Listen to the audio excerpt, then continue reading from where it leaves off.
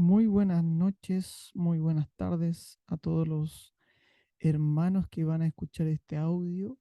He querido poder grabar y va a ser una serie de clases pequeñas, resumidas, para que podamos entender y comprender los síntomas que una persona tiene al tener algún espíritu inmundo operando en su cuerpo. ¿Ya? Entonces, como a modo de introducción, si usted lo ve de una forma en que cuando usted va al doctor, el doctor, usted se sienta y el doctor seguramente le va a preguntar qué síntomas tiene. Y usted le va a decir, doctor, me duele la espalda, me duele el estómago o sabe que tengo un dolor hace 3 días. Entonces, de acuerdo a los síntomas que usted presenta, el doctor va a diagnosticar lo que usted tiene. Entonces esto pasa, lo mismo pasa en la vida espiritual. De acuerdo a los síntomas que un cristiano presenta, se puede diagnosticar en qué puede tener o qué influencia espiritual puede estar perturbando sus emociones, su salud mental o su salud física. Y esto puede ser, obviamente, en parte a síntomas realizados por espíritus que están tratando de enfermarlo, de quitarle su paz, de quitarle sus emociones en equilibrio. ¿Ya? Entonces, los síntomas que se pueden presentar, obviamente esto puede ser en parte algo físico, normal, pero cuando ya, por ejemplo, en el punto número uno, la migraña, cuando ya es un dolor reiterativo, no estamos hablando de ese dolor de cabeza que a veces viene o de vez en cuando, sino que ese constante dolor de cabeza y que no es normal, que se presenta en la vida de las personas, pero de una forma excesiva. Y ahí hay un síntoma de una opresión espiritual negativa, ¿ya? Como punto número dos, también algunas enfermedades son desarrolladas por espíritus que tratan de enfermar a las personas, como la epilepsia. También, en el punto número 3 pasa también cuando una persona puede que esté orando y se le ocurran pensamientos que atenten en contra de lo que es puro, de lo que es bueno, en contra de la santidad de Dios. Es muy probable que esté operando un espíritu dentro de los pensamientos de la persona, ¿ya? El punto número 4, también puede haber una taquicardia. ¿En qué sentido? Puede ser, obviamente, lo reiteramos, algo físico, que pues, obviamente hay que consultarlo al doctor. Pero ¿qué pasa cuando no existe antecedente? Usted se hace un examen y no arroja ningún índice que esté alterado en su sangre o en su salud física, y los exámenes salen bien y usted duerme tranquilamente y de repente hay una taquicardia de la nada. Es muy probable que algo esté perturbando su tranquilidad emocional al dormir.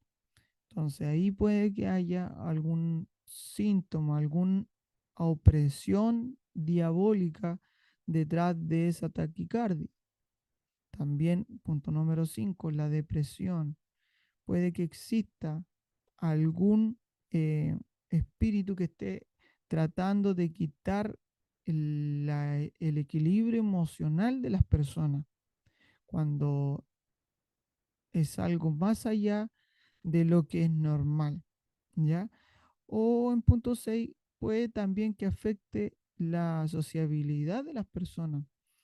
Hay personas buenas para contender, para discutir, que siempre están en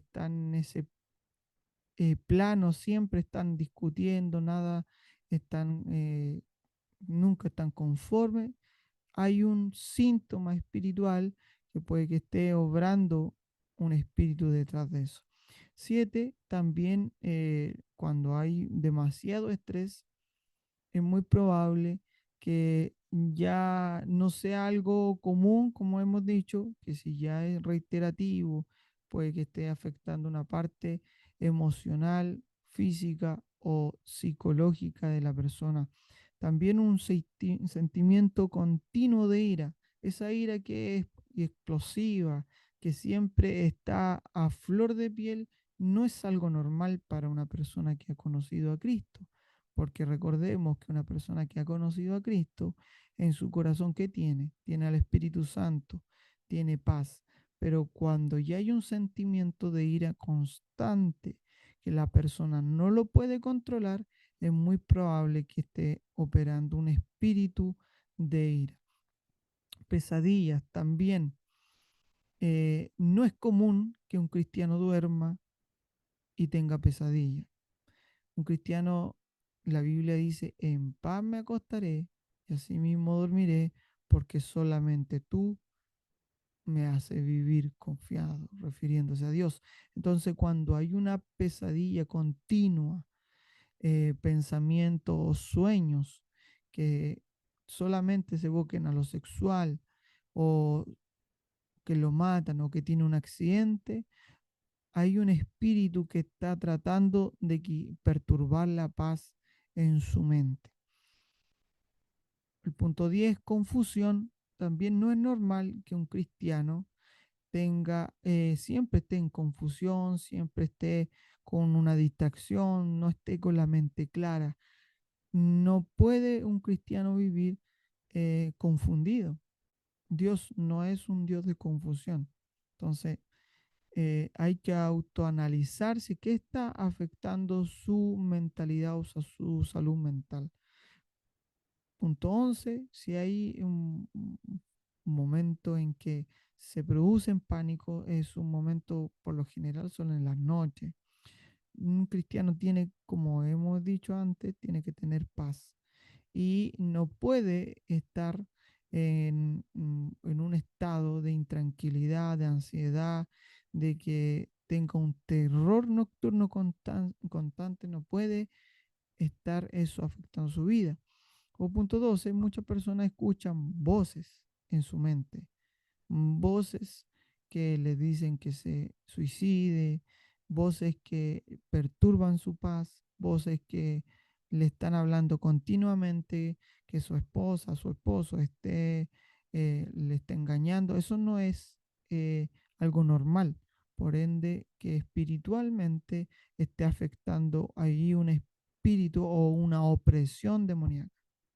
Como punto número 13, una persona cuando escucha la sangre de Cristo y se vuelve, altera sus emociones, puede que haya ahí detrás un espíritu que esté atormentando su vida, porque cuando se invoca la sangre de Cristo, es muy probable que haya algo espiritual negativo que reaccione cuando uno diga la sangre de Cristo. Punto 14, a una persona que le cueste dar, ya sea para la iglesia, que sea dadivoso, es muy probable que ahí esté obrando una perturbación, porque un cristiano que ha entregado su vida a Cristo no le cuesta dar, incluso da con alegría. Y cuando hay algo que está estorbando, el dar alegremente y todo lo calcula y no puede dar y le cuesta dar, aunque tenga, no es porque no tenga, sino porque cuando tiene y le cuesta dar, es porque ahí hay una opresión, algo espiritual que no le deja dar. Y siempre a esas personas, por lo general, el dinero no le alcanza. Entonces, cuando el dinero no le alcanza, falta conocimiento en algunas áreas para poder entregar, darle libremente al Señor. Y obviamente, cuando le cueste, no le alcanza en los que tiene que pagar, es porque hay algo, una falta de educación bíblica y educación financiera en la vida del creyente. Eh, Punto 16, una persona que siempre esté alterado, enojado, y dije, enojado, es muy probable que esté operando un espíritu en su interior, ¿ya?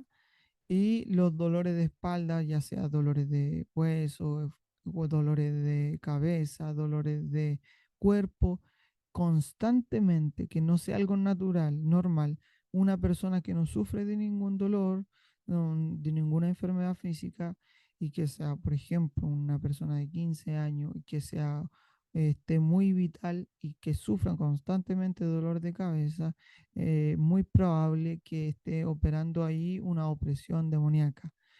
Y cuando una persona que no perdone y que le cueste perdonar, que no quiera perdonar, es muy probable que ahí ya detrás algo demoníaco en la vida de esa persona.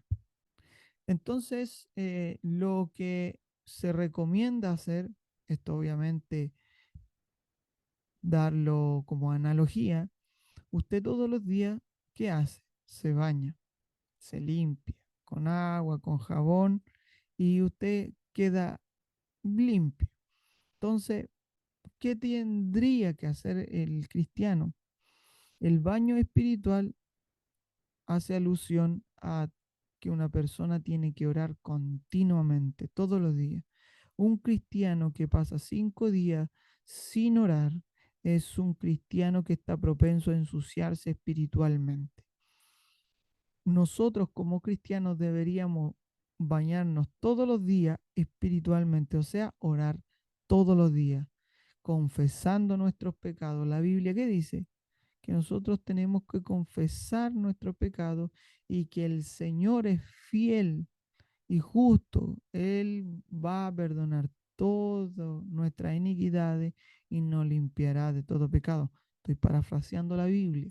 Entonces, un baño espiritual hace analogía a que nosotros continuamente tenemos que confesar, continuamente tenemos que limpiarnos.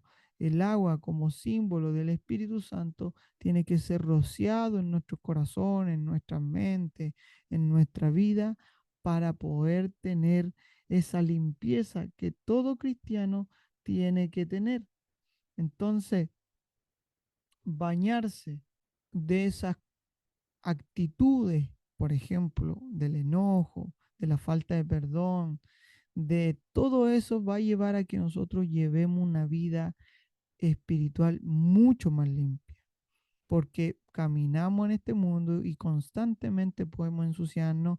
Si usted recuerda la palabra de Jesús que dijo que lo que contamina al hombre no es lo que entra, sino que sale, porque del corazón nacen los buenos pensamientos y los malos pensamientos. Entonces, un cristiano que puede por alguna razón hablar mal, pensar mal, se está contaminando.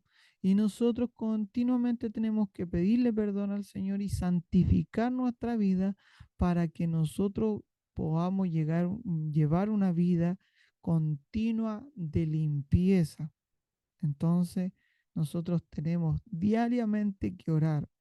Daniel, ¿cuántas veces oraba? Oraba 3 veces al día.